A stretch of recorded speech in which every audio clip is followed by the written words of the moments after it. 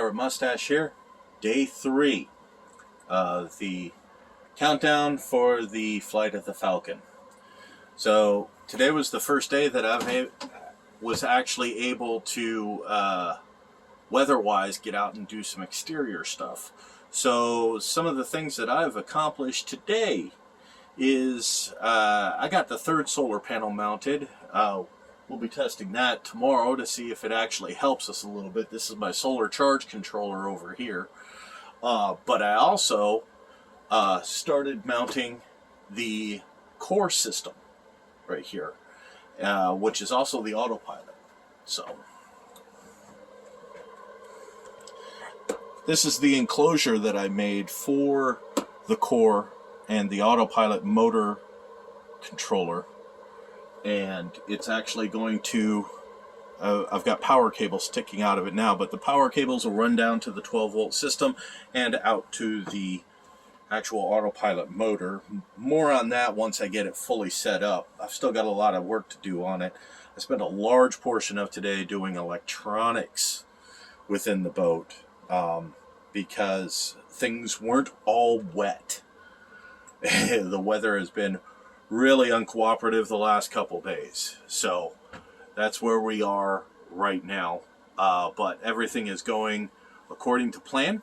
I did have a chance to meet a subscriber, so shout out to Ken, who's going to be helping me plot my course down the Intercoastal Waterway on the East Coast side, and giving me points and tips and tricks that he's acquired over having done the route several times. I believe he said for the last 15 years. So that's awesome. First-hand knowledge is always better than anything else. If you can get first-hand knowledge of things, you need to do it. So he's going to be giving me a lot of information that's going to aid in the journey as well. So that's one thing I've noticed throughout this whole affair, is that as more and more people realize what I'm getting ready to do, I get more and more help. Useful pieces of equipment, knowledge about things, more importantly, advice on equipment that works and what have you. So it's been a real adventure. My hat's off to everybody. So today's piece of equipment that we're going to be talking about is the autopilot system. So those of you familiar with some of the plans that I have done on the Falcon, you're familiar with the core, the navigation system that I built. That has a piece of software in it, included in it, called PiPilot. With the addition of a sensor and a motor controller, that you can unlock the PiPilot features built into that. So this is a Raspberry Pi running the Open CPN stuff. So this is a fully functional chart plotter. I've actually enhanced it a bit. It's not only a fully functional chart plotter, but it's also a entertainment system. I can play movies through this. I can play music. You'll notice that this is the entire computer system. So this is a pencil box that I had acquired and mounted everything to, just to kind of protect everything. But it's a headless system, so it becomes its own wireless access point, and will allow me to connect with any device, my phone, my tablet, what have you, and be able to utilize the chart plotter features. But the autopilot feature, the sensor on board is a compass. So you lock the boat on a heading, you turn on the autopilot, and it will hold that heading for you. So if the boat veers off one way, given a wave or something, it'll automatically adjust the steering to keep you on that heading. It has other features, more advanced features, course plotting and all that. I'm not utilizing any of that. I'm merely using the heading hold function on it. So I can maintain a watch and everything, but not have to have my hand glued to the helm the entire time. this little job is going to take care of that for me. So, I'm using a, it's out on deck still. I'm using a windshield wiper motor from an F-250 that I pulled out of a wrecked truck at a pull-apart junkyard. The motor does work. I've tested it. So you can use any 12-volt motor as long as when you reverse the polarity, the motor runs in reverse. Any 12-volt motor can do this job, and that's it.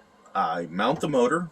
I string lines from the spindle on the motor to the tiller, so when it pulls in one direction and pulls in the other direction, and that's it. That's it. Then you calibrate the autopilot system, and Bob's your uncle at that point. So that it was one of the things. The kid who makes the PiPilot system does sell prepackaged units. In fact, the neighbor who's giving me the propane tank, he actually has, that's the system he's using. For half the cost of a commercially available system, you can have 2 fully functional, prepackaged, I don't need to know anything, systems installed on your boat. It's really, really awesome. I recommend, if you're looking for a cheap alternative and want an electronic autopilot system, look at PiPilot. I am not endorsing PiPilot. I have not received anything. I've bought all the stuff that I use from them, but it's definitely worth a check out. So that was part of most of my day, was getting that set up and running the wire leads for it. One of the things that I have found out is that I do not have enough wire on board the Falcon to do all the electrical stuff that I need to do, so I need to acquire more wire. That is going to take place in the next day or two, so that I can fully run the leads out and get all that handled. Plus I have other wiring issues on other equipment that I will be featuring in other updates. So that's pretty much it for today. That's all I accomplished today, but it was quite a bit because of the never underestimate how much time it's going to take you to do something. Just simply running a wire run in a boat can take you half an hour to 45 minutes, and that's doing it sloppy. So I actually have wires from the front of the boat. The solar panel is actually just laid on the front of the boat, and it's tied down so it doesn't go nowhere, but it's just laid there, and then the wires are run across the deck and tie into the solar arch there at the back. I can get away with this because of the tarp that I have draped over the top of the boat. The wires are protected by the tarp, but I don't need, eventually they will be hidden, possibly run through the inside and all that kind of stuff if I even keep the third panel. But I have found that the third panel might be of a benefit given overcast days. My solar panels and this nifty solar charge controller I have here do even generate on overcast days, but I'm only getting like 1.5 to 2 amps an hour out of it. The addition of the third panel on the front of the boat, that would increase it by approximately 1.5 amps. But more importantly, I've noticed when I had the Falcon facing head into the slip, and it's almost a north-south thing, I was generating more power than when I had it back into the slip, because I started experiencing a little shading from the mast and everything. So that's why I decided to put the spare panel I had on the front of the boat, so that if one of the panels in the back is partially shaded, the front panel won't be partially shaded by that mast, so I'll start to experience those exquisitely high power levels again. That's the hope. We'll find out tomorrow. So, because right now it's dark outside and the panels are not even producing anything because it is dark 30. Well, it's not, but it's well after sundown. It is pitch black outside. So,